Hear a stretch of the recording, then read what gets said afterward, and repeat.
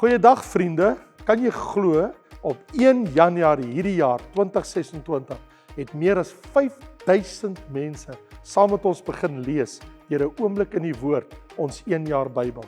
Wat 'n voorreg om so saam op reis te wees hierdie jaar. Daarom wil ek jou persoonlik uitnooi. Ons gaan maandeliks tyd neem waar ons saam gaan kyk na die tekste wat gelees is en waar jy kan vra. Kom vra jou vrae oor daai tekste waar ons was, of ons in Genesis was of waar ons ook al in die Bybel gelees het. En as jy dalk nog 'n Bybel soek, goeie nuus, nog 800 Bybels is nou weer beskikbaar. So gaan kyk nou by raymondlombard.com. Ek sien jou Woensdag aand by Wat sê die Bybel?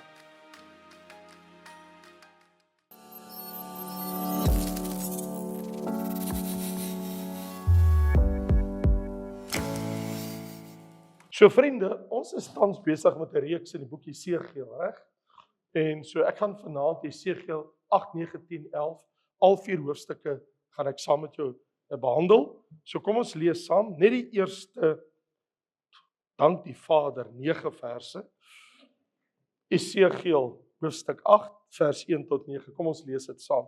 Maak jou Bybel daar oop in ons reeks Sondae-aande deur Jesegiel die profeet. En in die 6de jaar, in die 6de maand, op die 5de van die maand, terwyl ek in my huis sit, en die oudstes van Juda voor my sit, het die hand van die Here daar op my geval. En ek kyk toe, en daar was 'n gestalte wat soos vuur gelyk het, van wat soos sy lendene gelyk het, en ondertoe was vuur, en van sy lende af en boontoe iets, want dit lyk dit vir hom so, hy kan dit nie beskryf, hy het nie woorde nie, hy sê, iets net soos 'n hemelglans, wat soos blinkende metaal geskyn het. Toe steek hy iets uit, wat die vorm van 'n hand het, en vat my aan die kuifhare van my hoof, en die Gees het my opgehef tussen die aarde en die hemel, en my in gesigte van God na Jerusalem gebring, by die ingang van die binneste poort, wat na die noorde toe kyk, waar die plek was van die afgodsbeeld, wat ywer verwek. En kyk, die heerlikheid van die God van Israel was daar, ooreenkomstig die verskyning wat ek in die laagte gesien het. Onthou julle, ons het dit al reeds behandel daar by hoofstuk 1. En hy sê vir my, mensekind, slaan tog jou oë op in die rigting van die noorde. En ek het my oë opgeslaan in die rigting van die noorde. En daar was aan die noorde kant van die altaarpoort, daar die afgodsbeeld van ywer by die ingang. En hy sê vir my, mensekind, sien jy wat hulle doen? Die groot gruwels wat die huis van Israel hier aanrig, dat ek ver van my heiligdom af moet weggaan. Wat 'n tragedie. Maar jy sal nog ander groot gruwels sien. Daarop bring hy my by die ingang van die voorhof. Ek kyk toe, en daar was 'n gat in die muur. En hy sê vir my, mensekind, breek tog deur die muur heen. En ek het deur die muur heen gebreek. En kyk, daar was 'n deur. Daarop sê hy vir my, gaan in en kyk na die grove gruwels wat hulle hier doen.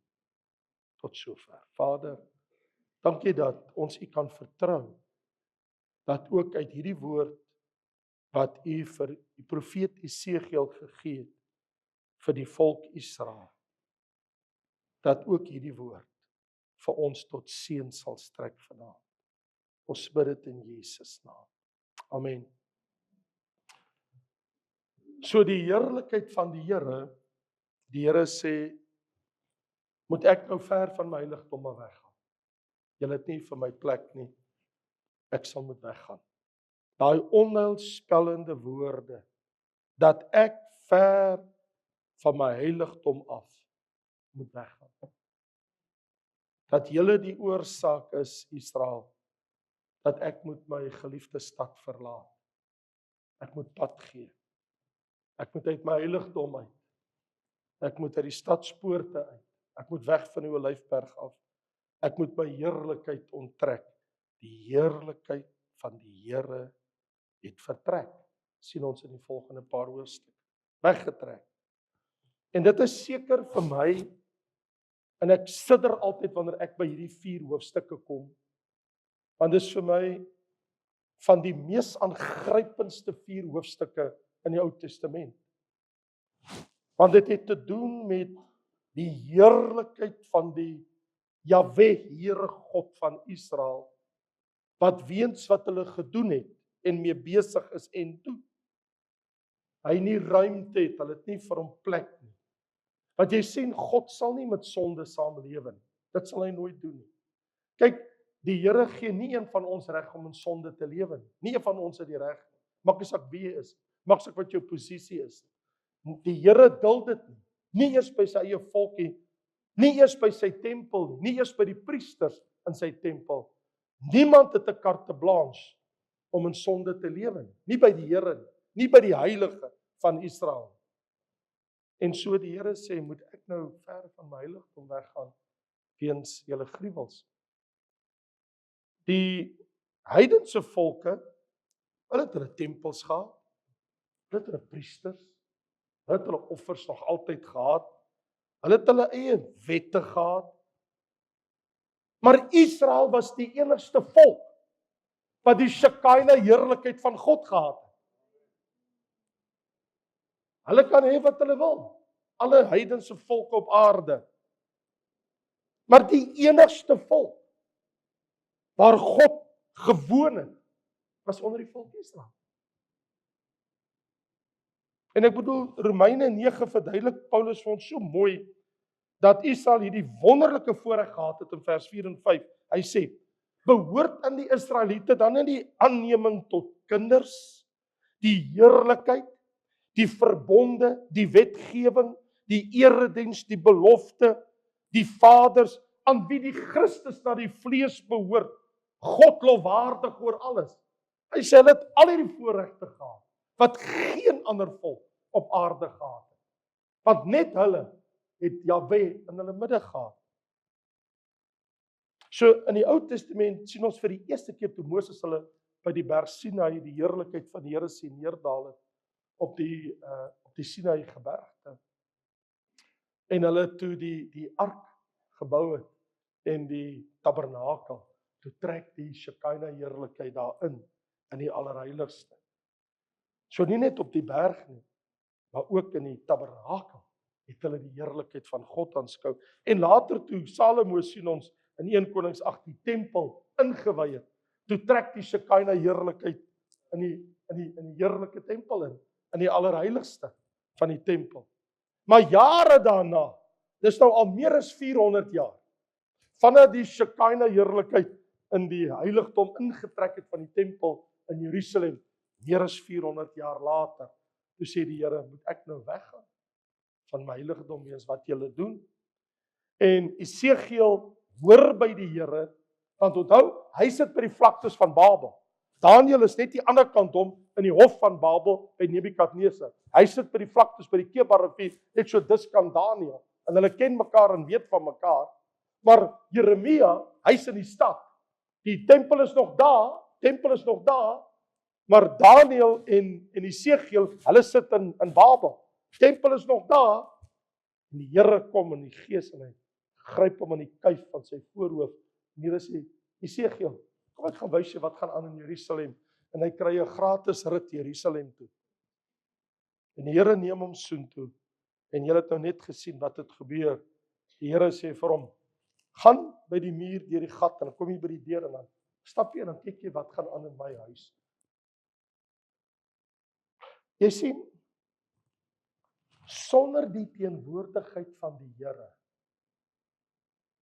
is 'n geestelike samekoms van geen doel of nut. Dis nutteloos om na aanbiddingsplek te kom en God se gees is nie daar nie. Dis dan net godsdienstige retoriek. Dis vorm godsdiens. Dis nutteloos. Mors jou tyd.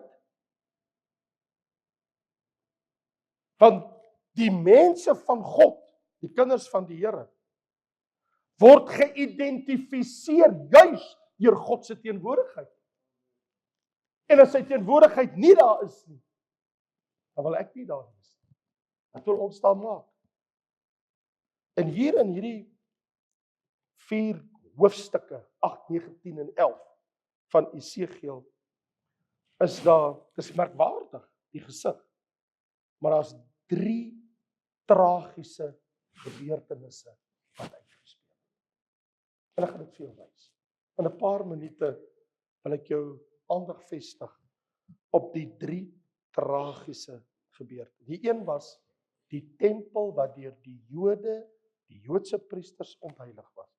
Wat het hulle daar gedoen? En die mense wat daar was. Dis die een ding. Dis 'n tragedie. En dan ook die tragedie van, as gevolg daarvan God gaan sy teenwoordigheid onttrek, gaan hulle verdoem word.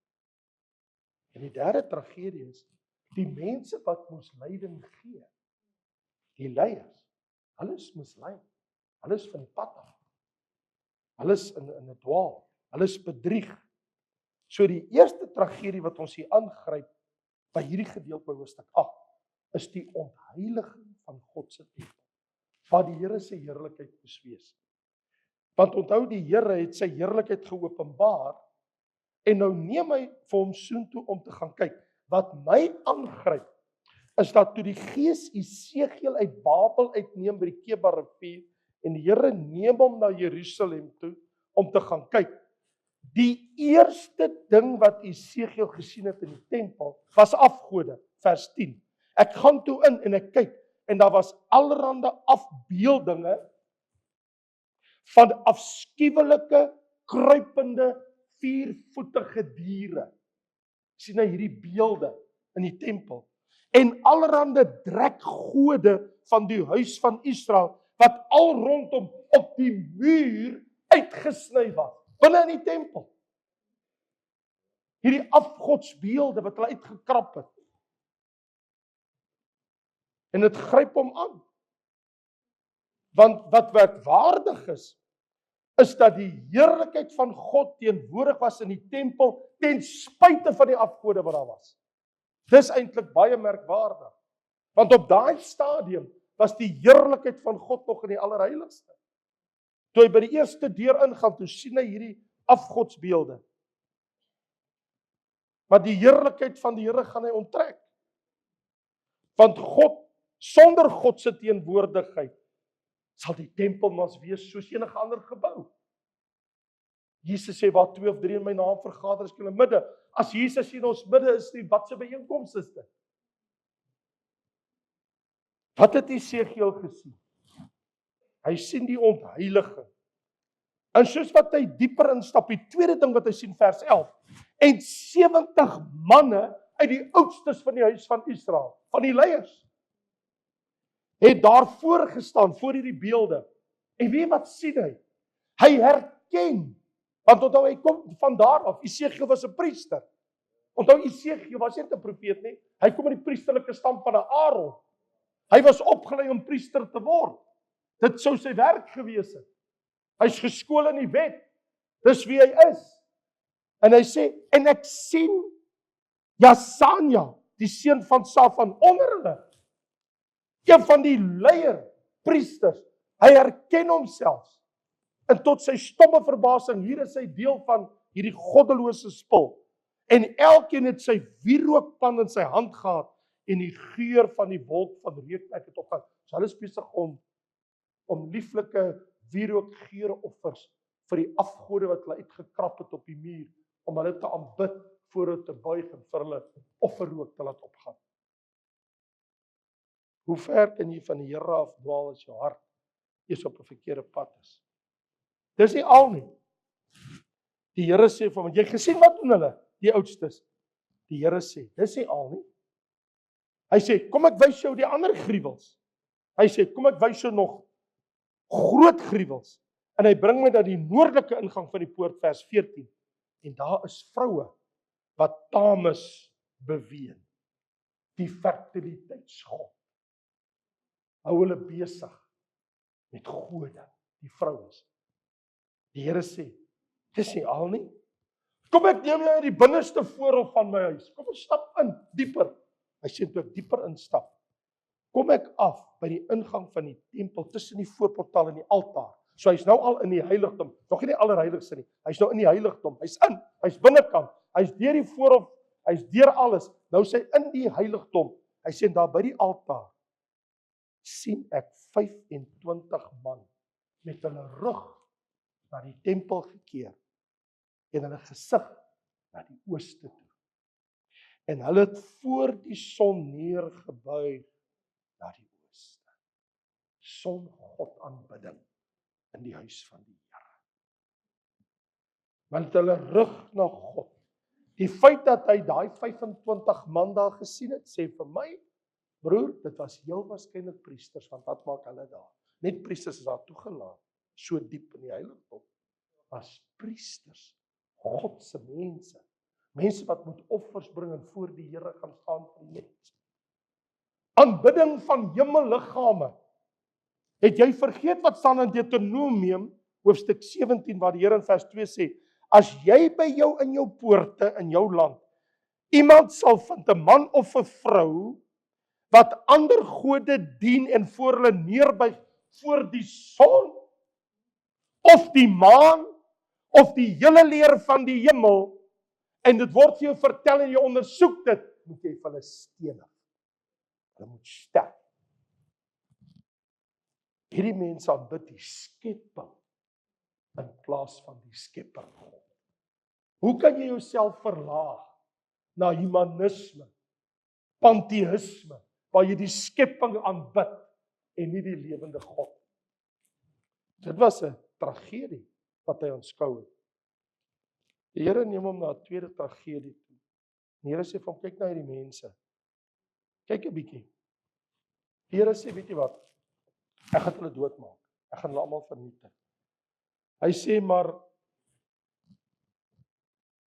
ek gaan my engele bevel gee om deur die stad te trek en die mense dood te slaan. Dit beteken dat die vyand gaan inkom en hy gaan hierdie mense almal doodmaak. Die Here sê maar, hy sê vir sy engele, trek deur die stad en maak 'n merk op die voorhoof van hulle wat in hierdie stad is. Wat sug en steun oor al die gruwels wat hierdie mense doen. Hy sê vir een van sy engele, ek wil hê julle moet gaan deur my stad en gaan vind my mense wat gebroke is, mense wat my liefhet. Ek sal vir my 'n oorblyfsel hou, maar die res sal almal sterf. Die wat my soek, wat 'n hart vir my het, werk hulle. Hulle gaan omkom, maar die res, hulle sal almal verslaan word. Slaan dood, vers 4. Hy sê, trek agter hom aan, dat jou oog nie spaar nie, vers 5. Moenie spaar nie. Slaan dood, grysaard, ou manne, jong manne, jonge dogters, kinders, vroue. Hy sê, maar niemand wat die merk het van my nie. Maar begin in my heiligdom. Begin in my heiligdom. Dis verskriklik aangrypend. Ander woorde, begin by my heilige plek. Nou wil ek vir jou sê, Petrus sê in 1 Petrus 4 vers 17 en 18, dis tyd dat die oordeel moet begin, en dit moet begin as dit begin by die huis van God. Die Here begin nooit die wêreld eers te oordeel, hy begin altyd eers by sy kinders. Hy oordeel eers sy kinders en hy sonde daai, en dan sal hy die res doen. Petrus sê, as die tyd dat God se oordeel kom, dit begin eers by die kerk.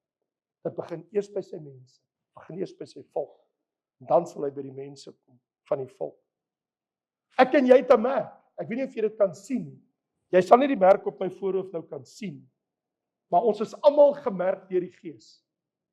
Paulus sê in Efesiërs hoofstuk 1 vers 13 en 14, ons is almal verseël wat in Christus Jesus is met die Heilige Gees as onderpand. 'n bewys dat ek aan God behoort, is die feit dat die Gees van God in my woon as sy kind.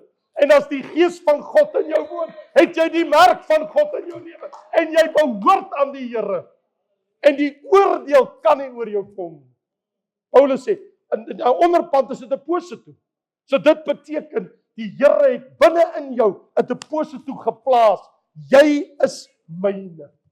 En jy weet, 'n deposito sê die paemente moet nog betaal word. So wat die Here sê is, wat ons nou het, is die begin van wat God vir sy kinders het. Want uiteindelik kom daar 'n verheerlikte liggaam.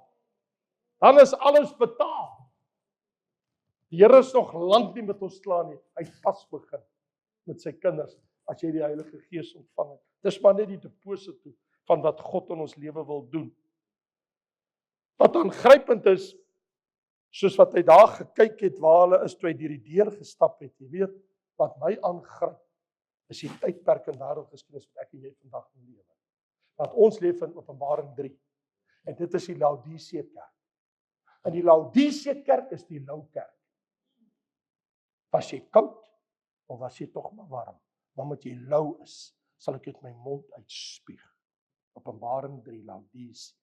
Kyk, ek staan by die deur, vers 20, en ek klop as iemand die deur oopmaak. Jesus staan buite sy kerk. Jy sien, ons dink hierdie is verskriklik wat in Israel gebeur het, reg? En dit is verskriklik.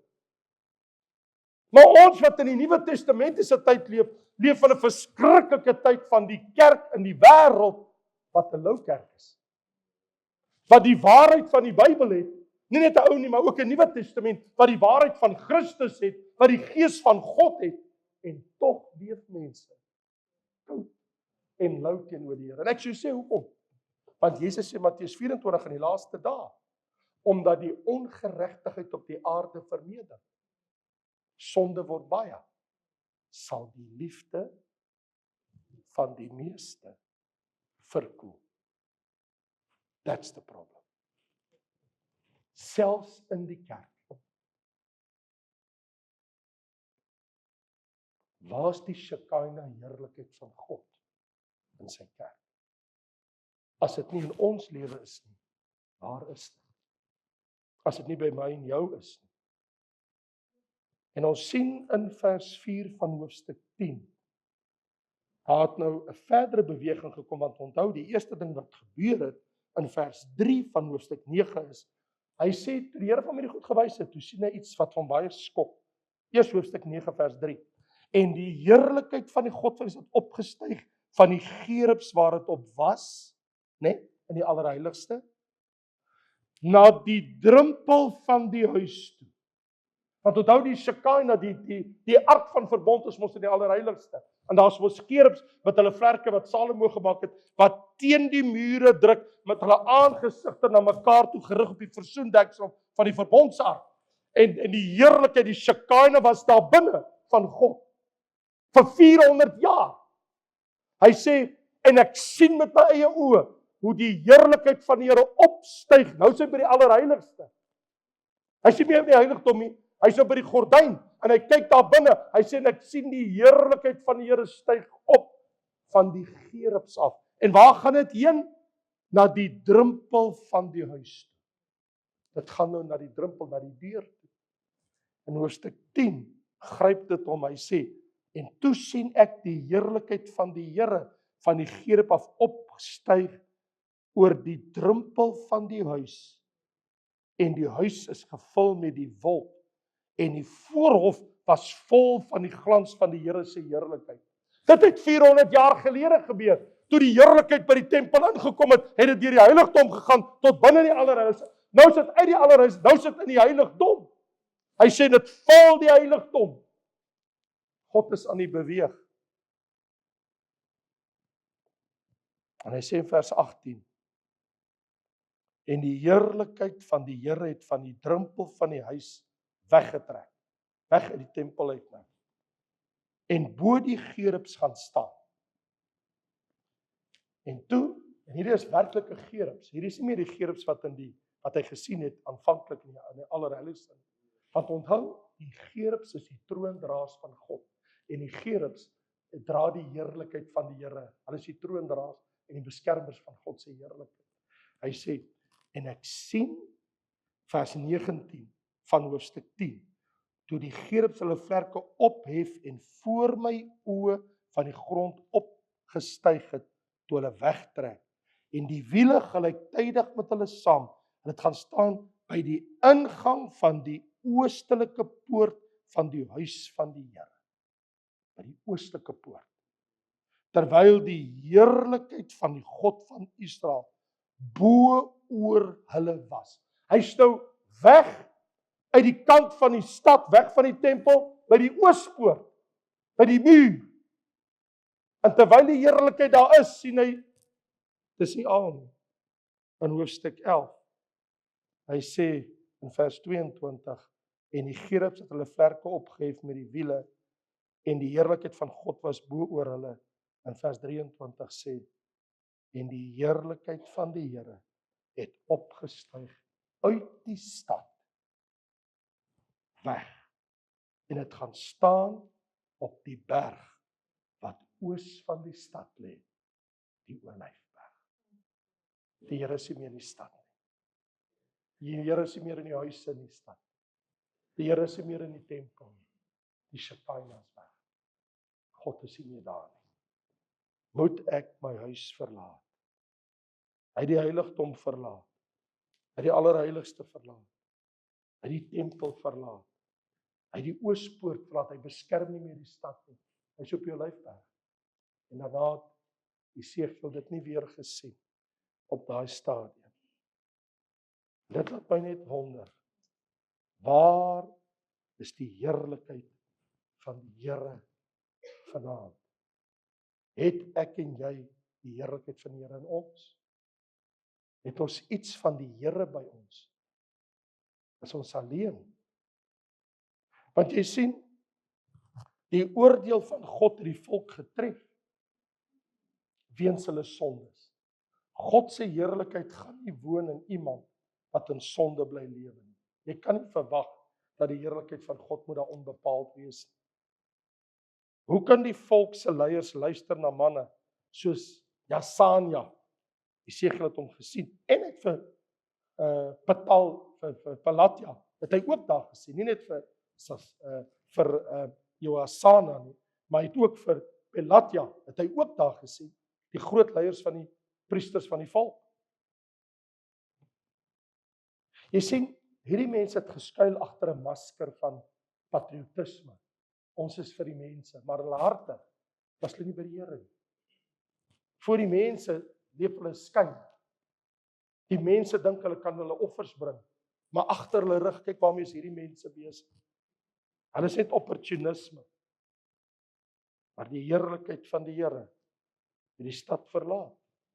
En hy is oos van Jerusalem, sonop. En dit is finaal. Dis weg. Hierdie boodskap sou verskriklik wees as ek dit nou moet eindig op hierdie tydstip. Maar ek wil vir jou sê, as jy aanhou lees, en jy kom by Jesegiel 43, dan vind jy in Jesegiel 43 uit, wanneer die wederkoms van die Here kom, die Messias, en hy kom terug, en hy kom bou sy tempel, dan trek die heerlikheid van die Here weer in die tempel. So God dank, hierdie is nie die laaste, daar kom 'n draai. Daar kom 'n draai, maar eers in die 1000 jaar vrederyk. Wanneer die Messias kom en uit sy tempel dan lewende water vloei uit Jerusalem uit, en daar gebeur wonderlike dinge wanneer die Christus kom.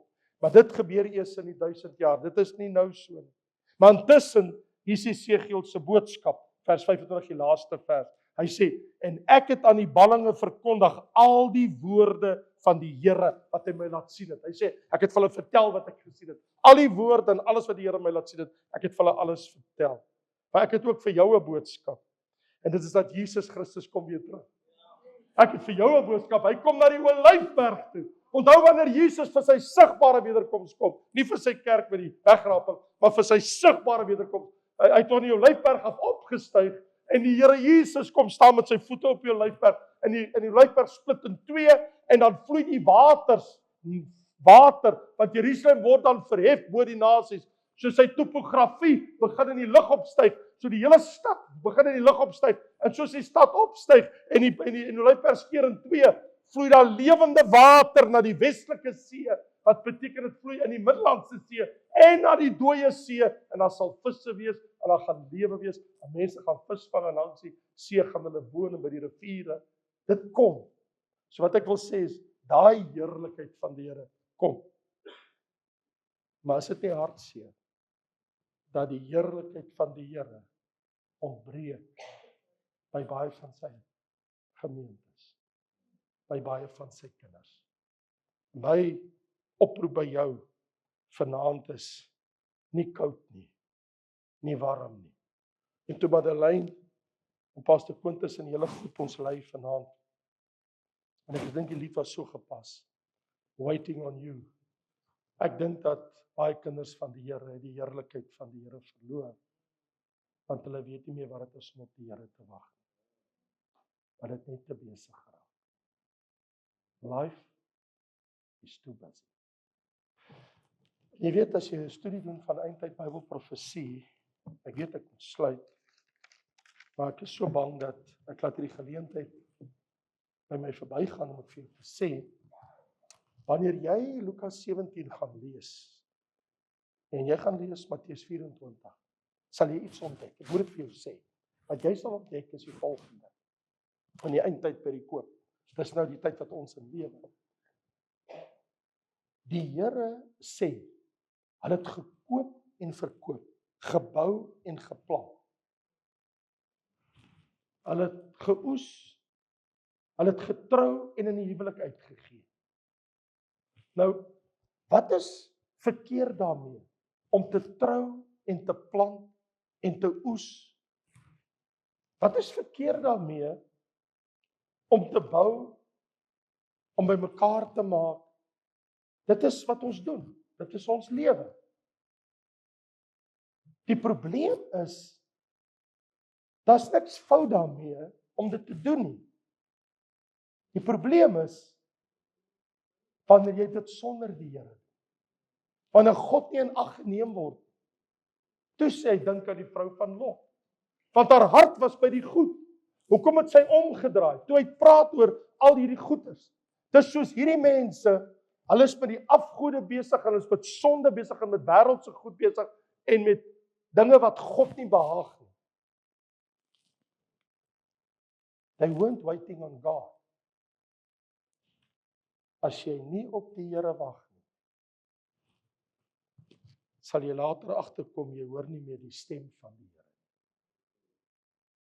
Mag die Here ons help, dat dit nie met ons gebeur, dat ons nie meer sy stem hoor, sy Shekinah heerlikheid ervaar. Mag die Here ons bewaar, dat ons so besig raak, dat ons nie met God besig is, en hy met ons besig is. Die heerlikheid van die Here het weggetrek, want die mense het nie meer op hom gewag. Hulle was besig met ander dinge. Het julle nou gesien in Jesegiel 8:9-10? Weet Paulus sê in 1 Korintiërs 10, alles wat met Israel gebeur, is opgeskryf as 'n waarskuwing op ons, op die eindes van die eeue. Met ander woorde, gaan leer wat het daar gebeur, sodat jy nie dieselfde fout maak. Dat jy nie daai pad loop nie. Murmureer soos hulle, hoereer soos hulle, kla soos hulle, lewe soos hulle. Dat ons nie daai pad gaan. Ag, Madeleine, kom vorentoe. Ons speel vir ons.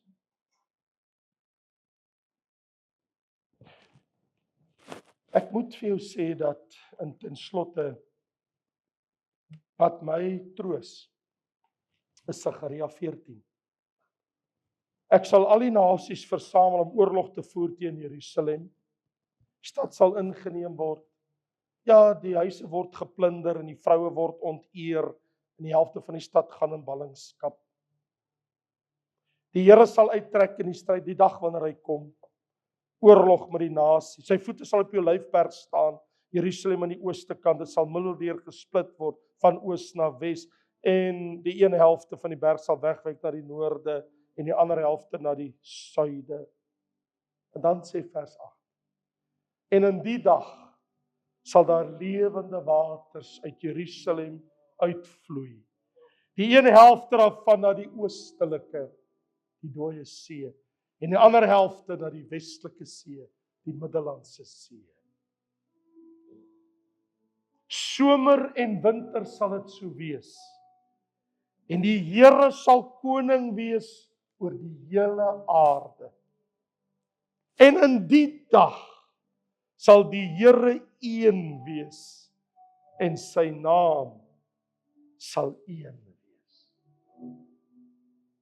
Vader, hoe kyk ons uit na wanneer die heerlike van Israel kom, wanneer die Shekinah weer terugkeer, wanneer God se heerlikheid weer na hierdie aarde toe terugkom, wanneer u seun kom om sy voete te kom staan op die Olyfberg, lewende water sal vloei en God geopenbaar word. En die een nie meer vir die ander sal sê, ken die Here nie, want almal sal my ken. En die kennis van die Here die aarde sal vul, soos die waters die seebodem bedek. En die volke en die nasies, die slip van die Joodse man, sal vasgryp en sal sê, ons het gehoor dat julle koning het gekom, Jesus is in Jerusalem, kan ons met julle saamgaan, om ons gawes vir die koning te bring.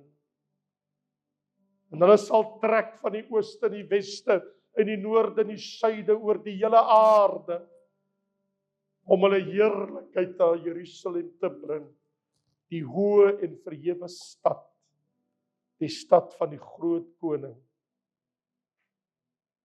Wat 'n heerlikheid om na uit te sien. Maar vanaand, Here, bid ek u, dat u nie buite sal staan in ons hart nie. Ek bid u, Here, kom in. Ons hoor u klop. Welkom. Welkom, Jesus. U is meer as welkom. Kom in, Here. Kom in hierdie kerk. Kom by die deur in. Stap hier in, Here. Stap in my hart. Maak u tuis. Kom woon in my. Dankie, Here. Jesus, u het my hart. U het my verstand. U het my hele lewe. Leer my om op u te wag. Asseblief, Here. Dat die wêreld nie sy attraksie so op my sal afvryf, dat ek nie meer weet wat dit is om op my God te wag. Laat my niere my vermaan. Maak my wakker in die nag. Noem my naam en roep my.